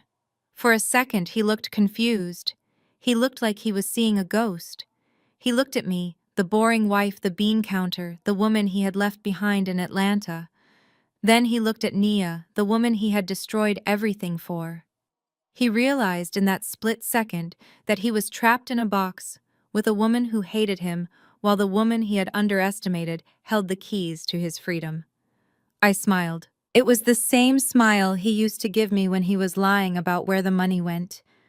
I pulled out my phone and held it up to the glass. On the screen was the confirmation of the wire transfer. The $5 million was gone. And then I swiped to the next image. It was a live feed of his crypto wallet. Balance 0. I had triggered the margin call 2 minutes ago. While he was listening to Nia betray him, the market had liquidated his position. He screamed. It was a silent scream behind the glass, but I felt it. He let go of Nia and pounded on the window. "Keisha," he mouthed. Keisha. Nia was coughing, gasping for air, clutching her throat. She looked at me, too. Her eyes were wide with terror. She saw the necklace around her neck reflected in the glass. She knew. I signaled the driver. "Unlock it," I said. The locks clicked. Dante threw the door open. He stumbled out onto the pavement, his white tuxedo stained with champagne and sweat. He fell to his knees in front of me. "Keisha," he gasped, reaching for my hem. "Keisha, you have to help me. She tried to rob me. She is a thief. You heard her." I took a step back, protecting my shoes from his touch. "I heard her," I said calmly. "And I heard you. I heard you call me a machine. I heard you call me dead weight." "That was just talk, baby." Dante pleaded, tears streaming down his face. "I was drunk. I did not mean it. I love you. We can fix this. You have the money, right? You saved it." I looked down at him. He was pathetic. He was small. "I saved the money," I said, "but I did not save it for you." Nia crawled out of the car. She was a mess. Her dress was torn. Her hair was wild. She looked at me warily, keeping her distance from Dante. "Keisha," she rasped. "He tried to kill me. You tried to steal $5 million from the woman who paid for your education," I said, my voice cold. "You are both garbage. And the garbage truck is here." Sirens wailed in the distance. They were getting louder. Dante looked around wildly. The police! You called the police. I did not call the police, I said, checking my watch. But the hotel manager at the Ritz did. Apparently, someone reported a stolen credit card being used to book the Imperial Suite. Dante checked his pockets. His wallet was gone. Nia was holding it. She dropped it on the ground. Run, Dante, I whispered. He looked at me. He looked at the sirens flashing blue lights reflecting off the wet pavement at the end of the street. He scrambled to his feet. He looked at the millions he thought he had. He looked at the woman he thought he loved. Then he turned and ran into the Paris night, leaving his dignity, his money, and his mistress behind. I watched him go. Then I turned to Nia. Give me my necklace, I said. She didn't argue. She unclasped it with shaking fingers and handed it to me. I held the diamonds up to the light. They were cold. They were heavy. Get out of my sight, I said. She ran in the opposite direction of Dante. I stood alone on the street next to the Maybach. I put the necklace in my pocket. The night was young, and I had a flight to catch. But first, I had one more stop to make. The game wasn't over until the king was in checkmate, and I knew exactly where he was running to. The streetlights of Paris flickered off the wet pavement as Dante lunged at Nia with a primal scream that shattered the elegant silence of the avenue. It was not the scream of a man who had lost money. It was the scream of a man who had lost his reflection. For years, Dante had looked in the mirror and seen a king, a visionary, a genius who was simply waiting for the world to catch up to his brilliance. But in the reflection of the limousine window, he had seen the truth. He saw a thief. He saw a fraud. He saw a man who was nothing without the woman he had betrayed. He did not handle the revelation well. He grabbed Nia by the shoulders of her torn red dress and slammed her against the side of the idling Maybach. The sound of her body hitting the metal was sickening, a dull thud that made the driver flinch but not intervene. Brad had paid the driver for silence, not for heroism. You stole it! Dante shrieked, shaking her so hard her head snapped back. You stole my seed phrase. Give it to me. Give me the phone. Nia was not the helpless girl I had found crying in the break room 3 years ago. She was a survivor from the streets of Atlanta, and she knew how to fight dirty when she was cornered. She did not beg. She did not cry. She reached into her clutch purse. Dante was too blinded by rage to see her hand move. He was too busy screaming about his millions, about his destiny. He raised a hand to strike her. Nia pulled out a small pink canister. It looked like a lipstick. It was military-grade pepper spray. She sprayed it directly into his eyes from 6 inches away. Dante howled. It was a sound of pure agony. He let go of her and staggered back, clawing at his face. He fell to his knees on the cobblestones, rubbing his eyes, making it worse, spreading the chemical burn across his skin. You stupid witch! Nia spat, coughing as the mist drifted in the air. You think I am scared of you? You are nothing. You are just a wallet, and now you are empty. She kicked him. She kicked him right in the ribs with her designer heel. Dante curled into a ball, wheezing snot, and tears streaming down his face, mixing with the champagne stains on his tuxedo. I watched from the shadows of the alleyway, my arms crossed against the chill of the night. I should have felt pity. I should have felt the urge to run out there and help him, because for 6 years that was my job. I was the fixer. I was the one who smoothed things over when he offended a waiter or forgot a bill. But tonight I felt nothing but the cold satisfaction of a forensic accountant watching a ledger finally balance out. This was the audit. This was the correction. Nia turned to run. She clutched her purse to her chest, knowing that even though the crypto wallet was empty, she still had the passwords. She thought she could still salvage something from this wreck. She made it 3 steps before the blue lights flooded the street. They did not come from down the block. They came from everywhere. 2 unmarked sedans swerved to the curb, boxing in the Maybach. A marked police van screeched to a halt behind them. Uniformed officers poured out, shouting in French. Police, get down, on the ground. Nia froze. She looked at the police, then back at Dante, then at the dark alleyway where I stood unseen. She dropped her purse. She raised her hands. Dante was still on the ground, blindly clawing at the air. He heard the voices, he heard the authority in them, and his delusion kicked in. The same delusion that convinced him he was an investor when he was really a con artist, convinced him now that the police were here to help him. Help, Dante screamed, his voice cracking. Officer over here. She robbed me. She stole $5 million. Arrest her. Two officers grabbed Dante by the arms and hauled him to his feet. He was a mess.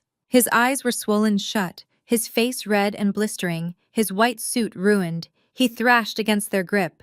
I am the victim, Dante shouted, switching to English, assuming everyone would understand him because he was an American millionaire.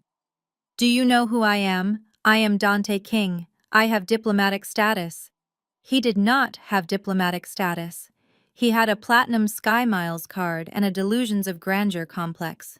The officer ignored him. He spun Dante around and slammed him against the hood of the police car.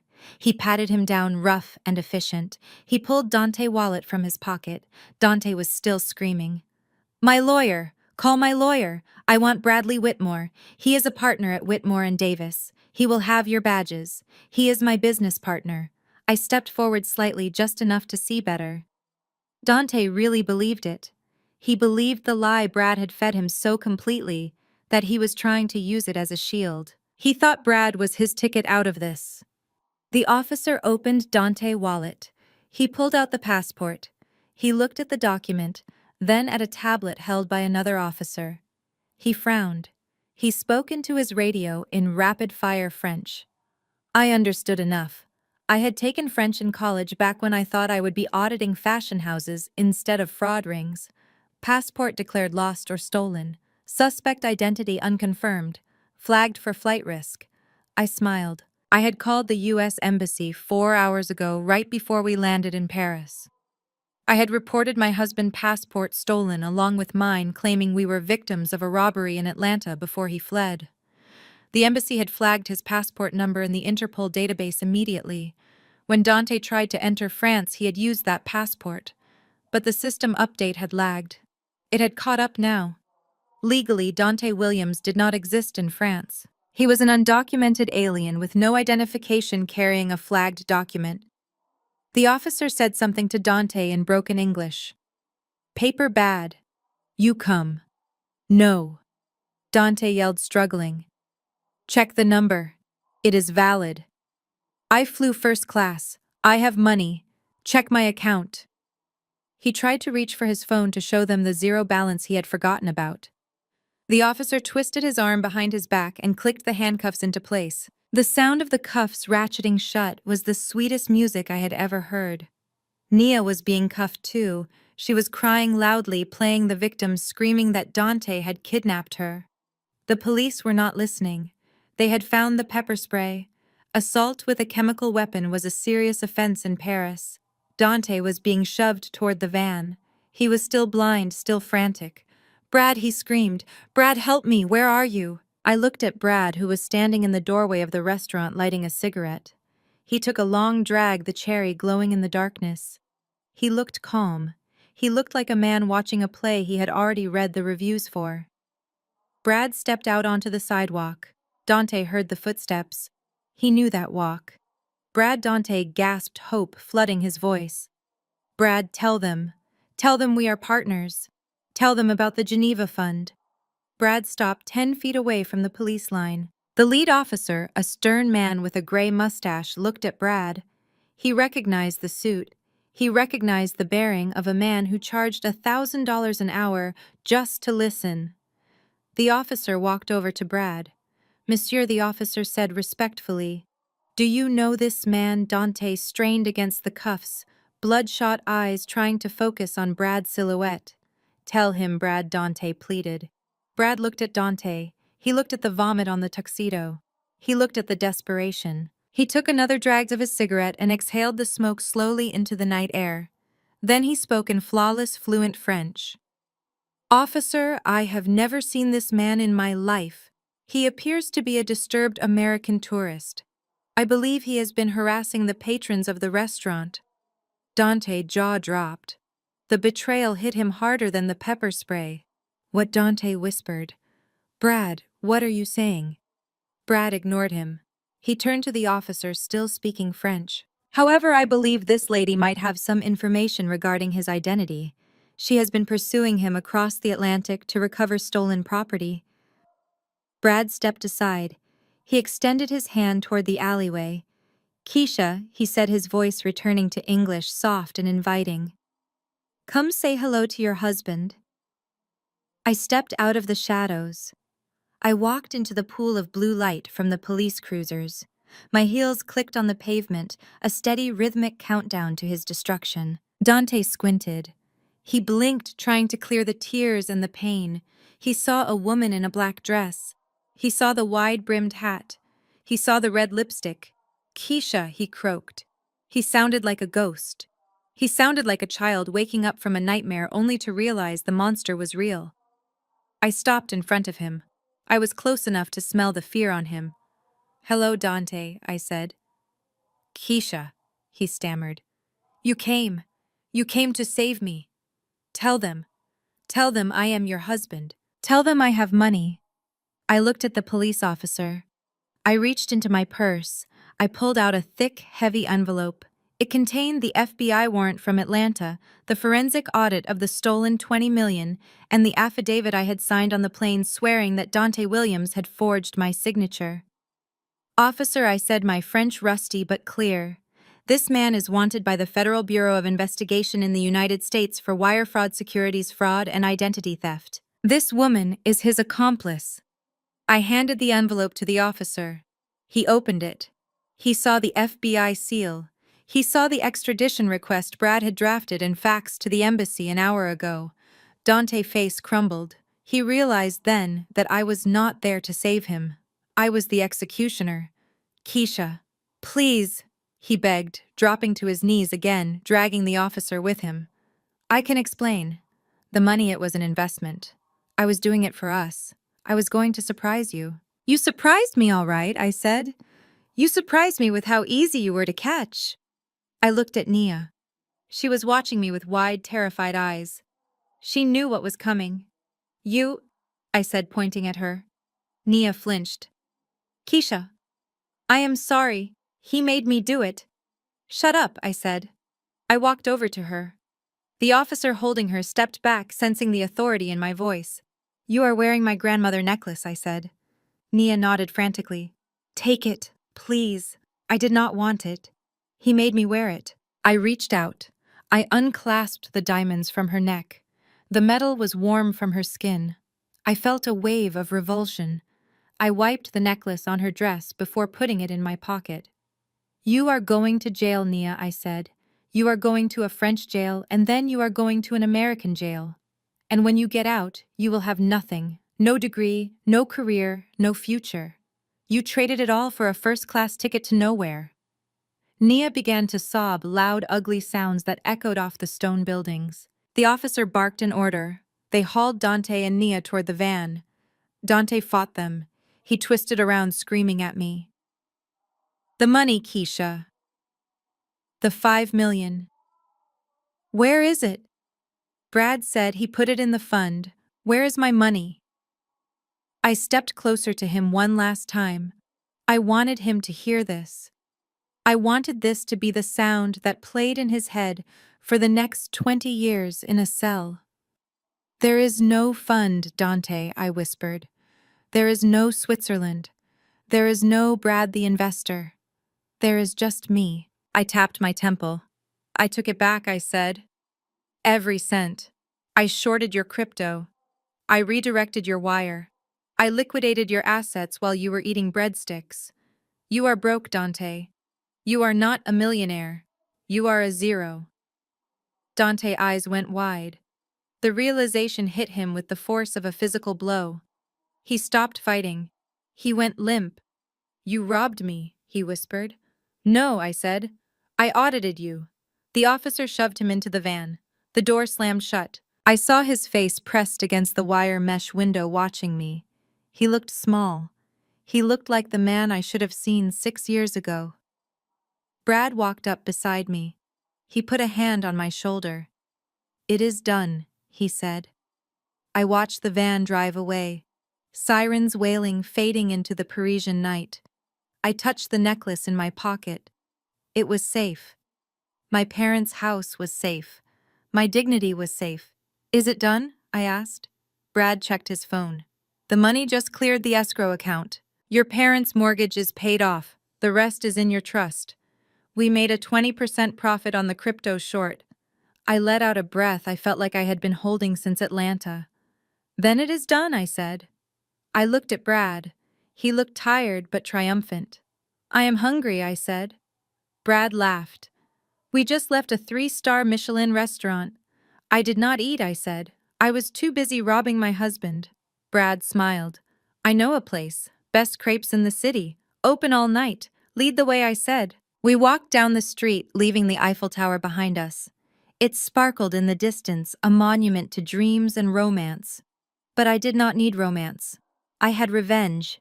And it tasted sweeter than any champagne Dante had ever ordered. I took out my phone. I had one more text to send. To Jasmine, package secured. The trash has been taken out. See you at home. I hit send. My life as Mrs. Dante Williams was over. My life as Keisha, the woman who took down a $20 million fraud ring in 12 hours, was just beginning. And I had a feeling I was going to like her a lot better.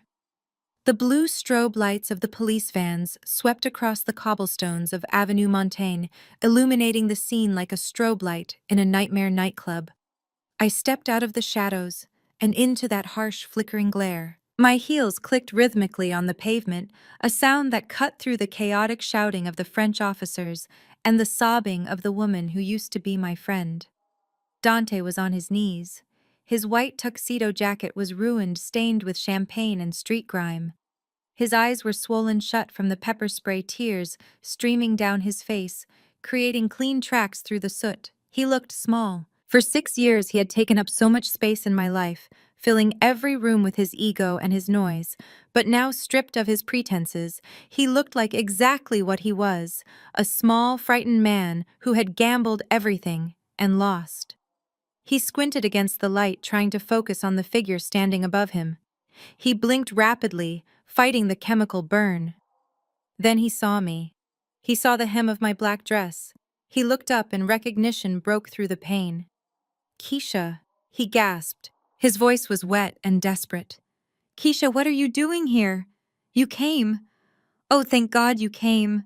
You are here to save me, right? You are here to tell them who I am. He reached out a hand toward me, his fingers grasping at the air. He truly believed it. Even after everything he had done, even after emptying our accounts and running off with my assistant, his narcissism was so profound that he believed I was still his fixer. He thought I was there to bail him out one last time because that is what I had always done. I was the safety net. I was the one who cleaned up the messes. I did not take his hand. I did not step back either. I stood my ground looking down at him with the clinical detachment of a coroner examining a corpse. I am here to tell them exactly who you are, Dante. I said, my voice calm and level. I reached into my leather tote bag. I did not pull out a checkbook to pay his bail. I did not pull out a lawyer business card. I pulled out a heavy manila envelope. It was thick, bulging with the weight of his crimes. I walked over to the lead detective who was watching the interaction with interest. Brad said something to him in rapid French, pointing at the envelope in my hand. The detective nodded and stepped forward. Officer, I said, speaking clearly so Dante could hear every word. This is a complete forensic audit of the shell companies Dante Williams used to embezzle $20 million from investors in Atlanta. It includes the wire transfer records, the IP addresses used to forge the documents, and the sworn affidavits from the banks confirming the fraud. Dante froze. His hand dropped to his side. And this, I continued pulling. A second thinner document from the envelope is a copy of the deed to my parents' house, which he illegally leveraged using a forged power of attorney. And this is his real passport, which I reported stolen yesterday, because as you can see, the one in his pocket is a high-quality forgery he bought on the dark web. I handed the stack to the detective. He flipped through it, his eyebrows raising as he saw the official FBI letterhead on the summary page. Wait! Dante stammered, struggling to get to his feet before the officer shoved him back down. Keisha, what are you doing? That is crazy. I am your husband. We are partners. We are not partners, I said, reaching into the bag one last time. I pulled out a single blue folder. And this, officer, is a decree of divorce. I signed it on the jet over the Atlantic. My lawyers filed it electronically in Georgia 3 hours ago. I am not his wife anymore. I am the witness for the prosecution. The silence that followed was absolute. Even the street noise seemed to fade away. Dante stared at me, his mouth opening and closing like a fish on a hook. The reality was finally piercing through his delusion. I wasn't his savior. I was his reckoning. Then there was a movement to my left. Nia. She had been standing near the police van, her hands cuffed behind her back, mascara running down her cheeks in black rivers. She saw Dante go down. She saw the evidence piling up. And her survival instinct, the same instinct that had gotten her out of the projects and into my home, kicked in. She threw herself onto her knees, scraping her legs on the pavement. She looked at me with wide, pleading eyes. "Keisha," she wailed. "Keisha, please. You have to help me. I am a victim too. He tricked me. He told me he was leaving you. He told me you were abusive. He said he would kill me if I did not come with him." I turned my head slowly to look at her. She looked pathetic, but I remembered the photo Jasmine had sent. I remembered her laughing in first class, drinking champagne paid for with my niece's college fund. I remembered her voice on the recording calling me a boring old woman and plotting to rob Dante blind. "You are not a victim, Nia," I said, my voice dropping temperature. "You are an accomplice, and you are a thief." "No, no, please," she sobbed, inching toward me on her knees. "I am like a little sister to you. You said we were family." I was scared. I did not know what to do. I took a step toward her. She flinched, expecting a blow. I did not hit her. I did not scream. I simply looked at her neck. The streetlights caught the fire of the diamonds around her throat.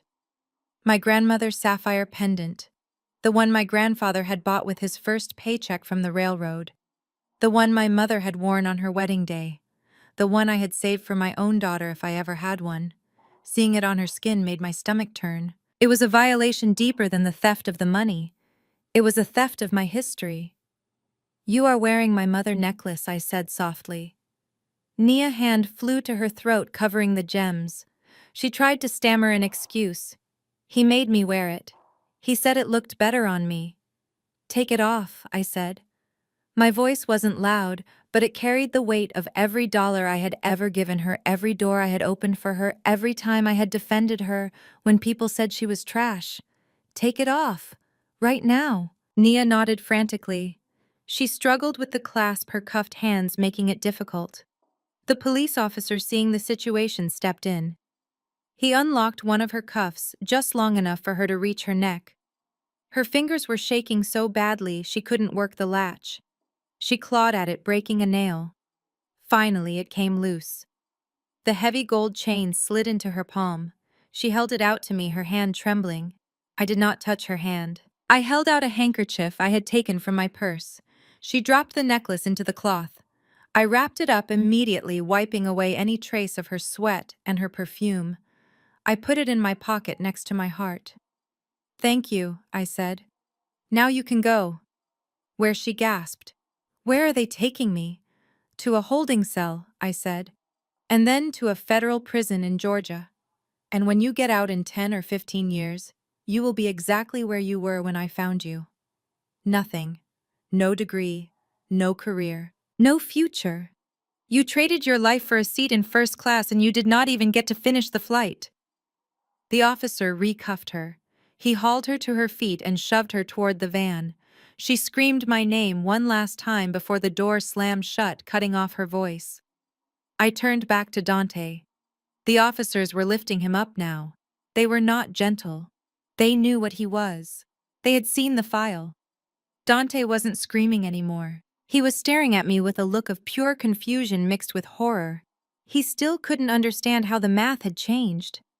He had the money. He had the girl. He had the plan. How was he in handcuffs? "Wait!" he shouted as they dragged him toward the second van. "Wait, the money! Where is the money? I transferred it. I sent it to the fund." "Brad." Where is Brad?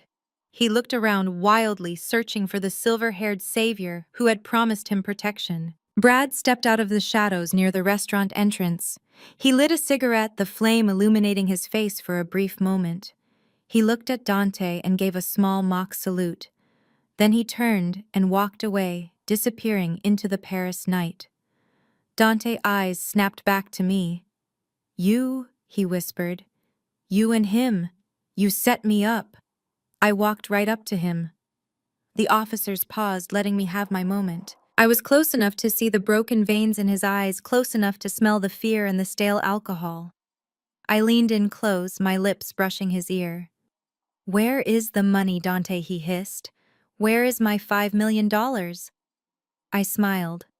It was a genuine smile, the first one I had felt in days. "There is no money, Dante," I whispered. "There never was a Swiss fund. That tablet you used, it was a mirror. You wired the money directly into an escrow account controlled by Whitmore and Davis." His breath hitched. He stopped struggling. "It is gone," I said. "All of it. I used it to pay off the mortgage you took out on my parents' house. I used it to refill the retirement accounts you drained. And the crypto I pulled back slightly so I could look him in the eye. I shorted your position," I said. "When you were busy choking your girlfriend in the back of the limo, I crashed the market on your specific coin. Your wallet is empty. But my personal trading account, it is up 20%. His face went slack. The realization hit him like a physical blow. He hadn't just lost. He had paid me to destroy him. You stole from me," he wheezed. "No, Dante," I said, smoothing the lapel of his ruined jacket. "I liquidated you." I nodded to the officers. They shoved him into the van. He started screaming then. He screamed about his rights. He screamed about his lawyer. But mostly he screamed about the money. It was mine. It was my money. The door slammed shut, sealing him inside his new reality. I stood on the sidewalk watching the blue lights fade into the distance as the convoy drove away. The street was quiet again. The air was cold and clean. I reached into my pocket and touched the sapphire necklace. It felt warm now. It felt like it belonged to me again. I took a deep breath, inhaling the scent of rain and victory. I checked my watch. It was 2 a.m. My phone buzzed. It was a text from Brad. "The jet is fueled. Wheels up in an hour. I ordered the lobster." I typed a reply. "Make it 2, and open the good champagne." I turned and walked down the Avenue Montaigne. My heels clicked on the stones, a steady, confident rhythm. I wasn't just a forensic accountant anymore. I was the woman who had walked into the fire and came out holding the match. I had my life back, I had my money back, and I had a story that was going to make me a legend in every boardroom in Atlanta. Dante Williams wanted to be unforgettable. Well, I had granted his wish. He was going to be the cautionary tale that every gold digger and con artist whispered about in the dark. I hailed a taxi. "Aéroport du Bourget," I told the driver. He looked at me in the rearview mirror. "You had a good night, madame." I looked out the window at the Eiffel Tower sparkling in the distance. "The best," I said, "the absolute best." The Gulf Stream touched down at Teterboro Airport in New Jersey just as the sun was beginning to bleed orange over the Manhattan skyline. We had to make a stop to drop Brad off for a deposition, but for me, this was just a layover before the final leg of my victory lap. I sat in the back of the town car Brad had arranged, watching the city wake up. I felt different, lighter. The crushing weight of the betrayal that had nearly suffocated me 48 hours ago was gone, replaced by the cold, hard armor of absolute vindication. I checked my phone. The news alerts were already flooding in. The arrest of Dante King in Paris had gone viral not because he was famous, but because the fall was so spectacular. The video of him being dragged into the French police van screaming about his millions had been viewed 3 million times. The comments were brutal. They were calling him the Tinder swindler of Atlanta. They were laughing at his white tuxedo stained with vomit. They were dissecting his fake persona piece by piece. But the real news, the news that mattered to me, was in my email inbox. It was a secure message from the U.S. Attorney Office in the Northern District of Georgia. Subject indictment. Unsealed. United States versus Dante Williams. I opened the attachment. It was beautiful. 20 counts of wire fraud. 10 counts of securities fraud. Money laundering. Identity theft. And thanks to the evidence I had handed over in Paris, they had added a charge for the fraudulent deed on my parents' house. Because Dante had crossed state lines and used international banking wires to commit his crimes, he was looking at federal time. There is no parole in the federal system. He was facing 20 years minimum. He would be 56 years old when he saw freedom again. And Nia, I almost felt sorry for her almost. The French authorities had deported her immediately. She was currently on a plane back to Atlanta, escorted by U.S. Marshals. She was not coming back to a penthouse. She was coming back to an indictment for conspiracy and aiding and abetting. She would likely cut a deal testify against Dante to reduce her sentence, but her life as she imagined it was over. She would never work in a corporate office again. She would never be trusted with a credit card again. She was returning to the exact poverty she had tried to cheat her way out of, but this time, she would have a felony record to keep her there. I closed the phone. The audit was complete. The ledger was balanced. I said goodbye to Brad on the tarmac. He hugged me tight, the smell of expensive tobacco and victory clinging to his coat. "You are terrifying, Keisha," he said with a grin. "Remind me never to make you angry." I smiled. "You are family, Brad. You are safe." I boarded a commercial flight back to Atlanta. But it was not just any flight. It was Flight 492 on the airline my sister flew for. And the pilot in command was Captain Jasmine Henderson. I walked down the jet bridge, my head held high. I was wearing the same black dress I had worn to destroy Dante, but I had added an accessory. Around my neck, glittering in the cabin lights, was my grandmother's sapphire pendant. It felt heavy and cool against my skin, a constant reminder of what I had almost lost and what I had fought to reclaim. The flight attendant at the door checked my boarding pass. Seat 1A. First class. The same seat Dante had sat in when he thought he was a king. But I did not pay for this seat with stolen money. I paid for it with the profits of my intelligence.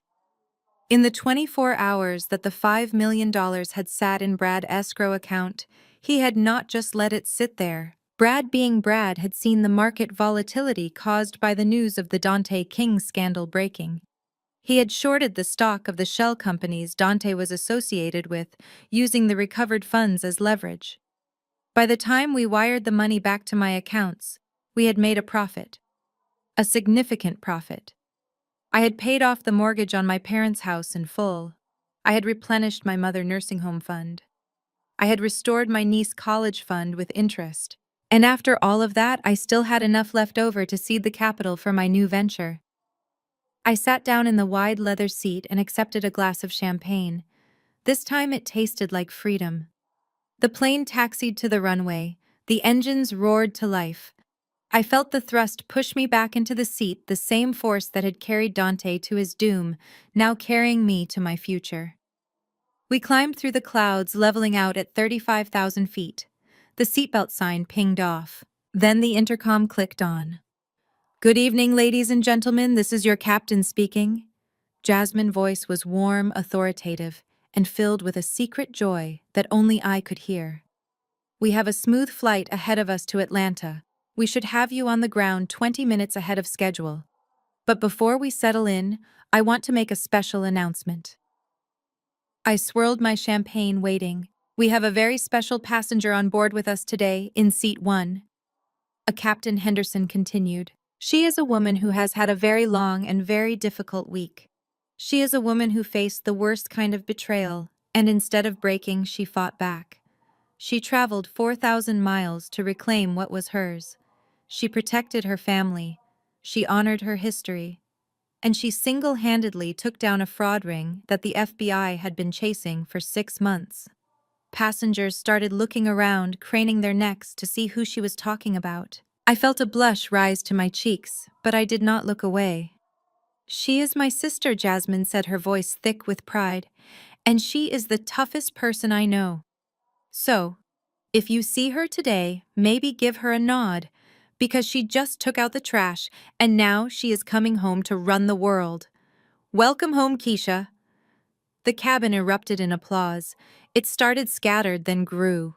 People were clapping, cheering, raising their glasses. The businessman across the aisle raised his scotch to me. The flight attendant beamed. I raised my glass to the cockpit door. To family, I whispered. The real kind. I spent the flight working. I opened my new laptop, one I had bought at the airport in Paris. I pulled up the business plan I had been drafting in my head for years, but never had the courage to execute because Dante told me it was too risky. Henderson Forensic Intelligence. No more working for a firm. No more making other people rich while I collected a salary. I was going to build my own empire. I was going to specialize in high net worth divorce cases and corporate fraud. I was going to be the weapon that women like me needed when they woke up and realized their husbands were lying to them. I typed out the mission statement. We find what they hid. We settle the score. I smiled. It was perfect. When we landed in Atlanta, the sun was shining. It was a bright, humid Georgia day. I walked out of the terminal and saw my parents waiting for me. My father looked older, tired from the stress of the loan shark threats, but when he saw me, he stood up straighter. My mother was crying, but they were happy tears this time. I walked up to them and handed my father a thick envelope. "What is this?" he asked. "Open it," I said. He opened the envelope. He pulled out the deed to their house. Stamped, paid in full. "Keisha," he gasped. "How?" "I told you, Daddy," I said, kissing his cheek. "I handled it." We drove to my house. The police tape was gone. The broken door had been boarded up. It looked wounded but standing, just like me. I walked inside. The silence was different now. It wasn't the silence of emptiness. It was the silence of a blank slate. I walked to the living room where the mannequin had fallen, where the FBI had raided, where my old life had ended. I picked up the frame that held my wedding photo. It was cracked down the middle, splitting Dante's face from mine. I took the photo out of the frame. I looked at Dante's smiling face one last time. He looked so confident, so sure of himself. He looked like a man who thought he could get away with anything. I walked to the fireplace. I struck a match. I held the flame to the corner of the photo. I watched his face curl and blacken. I watched the smile turn to ash. I dropped the burning photo into the grate and watched it turn to dust. I was not Keisha the wife anymore. I was not Keisha the victim. I was Keisha the CEO. Keisha the survivor. Keisha, the woman who went to Paris and came back with the crown. My phone buzzed. It was a text from Brad. "Just got word from the DA. Dante is trying to cut a deal. He says he can give them names if they reduce his sentence." I typed back, "Let him talk. It does not matter. I already have his assets. And Brad, tell the DA to check the offshore accounts in the Caymans. I think Dante forgot to mention the ones he opened in his mother name." I hit send. I had found those accounts on the flight back. I hadn't touched them yet. I was saving them for a rainy day. Or maybe I would just hand them over to the feds as a little postscript to my statement. I poured myself a glass of wine. I walked out onto the patio. The sun was setting, painting the sky in shades of purple and gold, just like the painting Dante had bought me the night we met. I still loved that painting. I wasn't going to burn it. I was going to hang it in my new office. A reminder that even beautiful things can be bought with lies. But the truth is priceless. I took a sip of wine. The air tasted sweet. Dante was in a cell. Nia was in handcuffs. And I was home. The game was over. And I had won. Keisha's story serves as a powerful reminder that underestimating a quiet, capable woman is a fatal mistake. Dante mistook her stability for weakness and her silence for submission, never realizing that the very skills he mocked, her meticulous attention to detail and financial expertise, would be the weapons of his destruction. This narrative teaches us that true security lies in self-reliance and the courage to set boundaries. Betrayal may wound us, but it also reveals our hidden strength. Ultimately, the best revenge isn't just surviving the fire, but using it to forge a stronger, unbreakable version of ourselves. If you believe in the power of karma and standing up for yourself, hit that like button and subscribe for more stories of ultimate justice,